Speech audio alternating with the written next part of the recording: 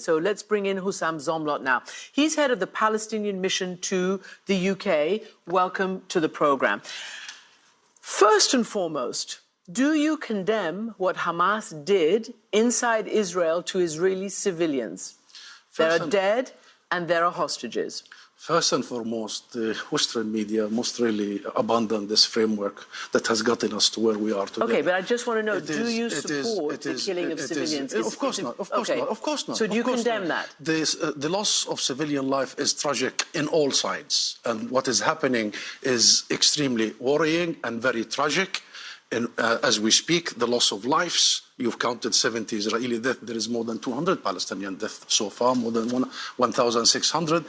Entire residential compounds are being wiped out. This is a war crime committed by Israel. What is more tragic, or equally tragic, is the blindness and the deafness of the world and the international community for so many years, of the warnings we have been saying that this was coming. Israel knew that this was coming their way.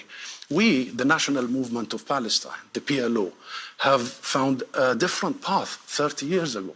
We have committed to what the world asks us: recognize Israel, commit to negotiations and non-violence, and to international legitimacy and resolution. Israel was expected to do one thing only: roll back its occupation, stop its colonial settlement expansion. Not one day it did so, killing the prospects of a two-state solution.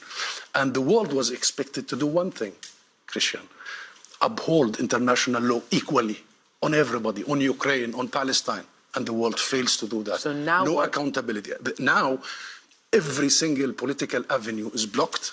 Every single legal avenue for us is blocked, like the ICJ, the International Court of Justice. You've heard what the US said, or the UK said. But I want to know what happens now. What happens now? There's a war that Israel has declared after Palestinian militants, who I don't think you're friends. Hamas is not a supporter of the Palestinian Authority.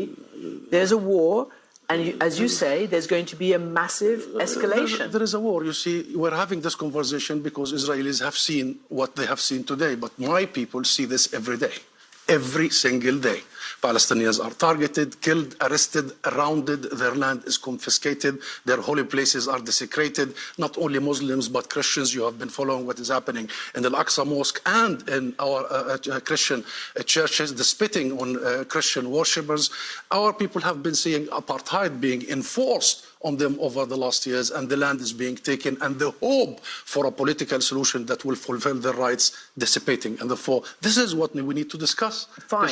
Yeah, I know. But I mean, as you know, neither the Israeli political spectrum nor the United States nor anybody, it's like the Palestinian issue doesn't exist anymore. The two-state solution, the diplomacy is on deep freeze.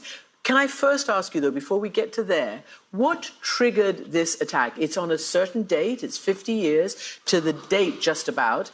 Before, 50 years ago it was October 6th, Yom Kippur. Syria launched a surprise attack on Israel. What do you think triggered this? And it was a very sophisticated Hamas attack. I don't know. I really, really don't know. What I know is that it was a matter of when, not if. We've been shouting every day, don't leave a vacuum. Don't unheed what we are saying. Pay attention.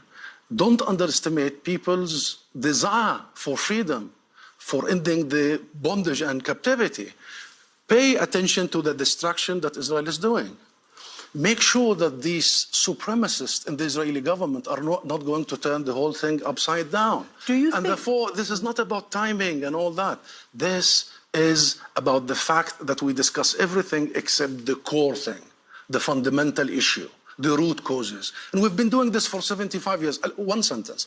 You know that 70% of the population in Gaza, the Palestinians, are refugees since the Nakba of 1948. You know that they have been under besiegement since 2007, the biggest open-air prison. This is what leads to events that you want to discuss. So here's the thing. Obviously, the Israelis will say this is what happens when we evacuate, for instance, withdraw from Gaza, which they have done. And as you're right, it is sealed and it is a very heavily guarded situation.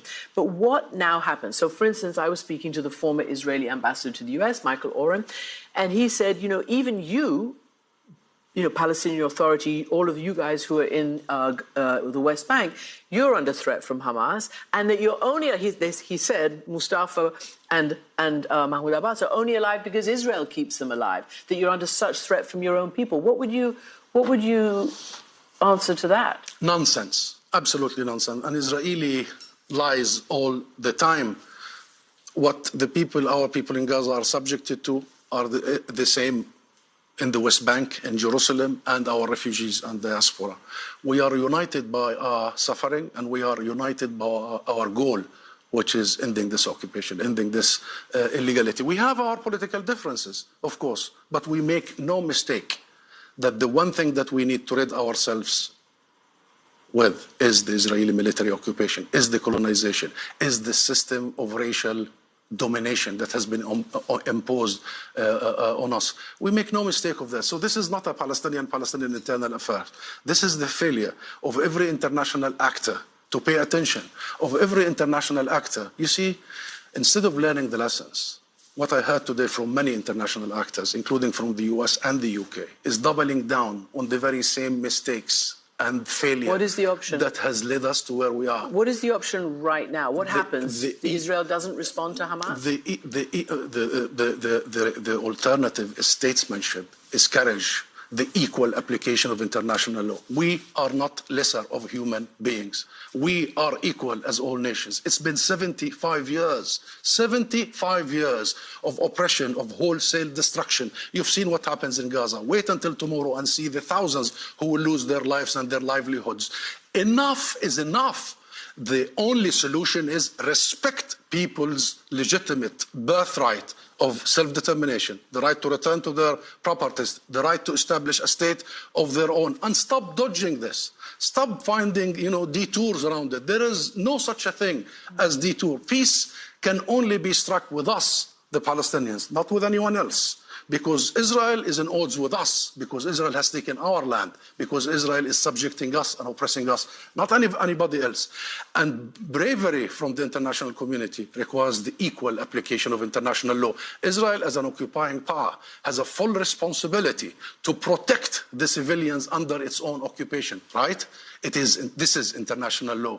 Israel has the full responsibility to make sure no civilian is harmed. It's been doing the opposite for 75 years. You've just shown on your own program. Do you worry that statement that you're making is completely compromised when Palestinian militants, terrorists, bomb Israeli civilians, kill them, capture them, hold them hostage? No. How do you keep the moral high ground in that case? We keep the moral high ground by sticking to international law, by reverting to international judicial system, by seeking the ruling of the International Criminal Court. Let international judges come to Palestine, the occupied Palestinian territory, and rule, and we will accept the ruling. If we commit any mistakes or crimes, we will accept it. But everybody knows it's Israel that has been violating every provision of international law and our common human decency. Do you see, final question, is there any mediator, the US or anybody right now, who could de-escalate this? The US is completely disqualified. And I've been following what is coming from Washington. Washington considers Israel to be a domestic issue, not a foreign policy issue, and Washington is playing political footballing with this, and regrettably, we have been at the receiving end. The solution is the world, the international community. The US should be on the table, but so is Europe, so is the rest of the world, so is China. The world must come together to end this conflict, as it did with all other conflicts. We are not an exception. Hussam Zomlot, Palestinian, the head of the Palestinian mission here, thank you for that perspective.